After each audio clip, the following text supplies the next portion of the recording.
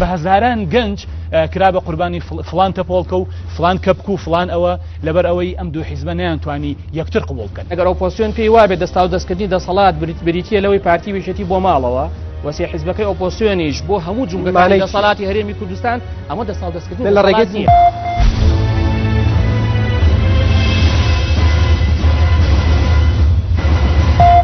گەر یەکتر قبوڵ نەکەن کاردووکیان خاوەنی هێزی چەکدارین وەکوتت خاوەنی پۆستن خاوەنی پلەوارن خاوەنی ئاسایشن خاوەنی دەستگاکانی پاراستن و زانیاری و دژە تیرۆرن پێت وایە لایەنێکی دەرەوەی خۆیان قبوڵ بکەن.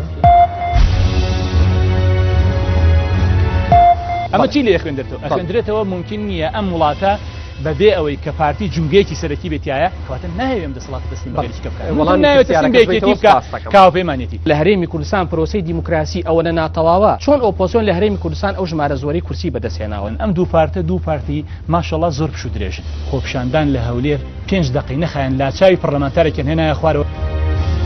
دوو جار بیر بکەرەوە دووشەممە کاتژمێر 7:30 لە NRTەوە پێشکەشتان دەکرێت.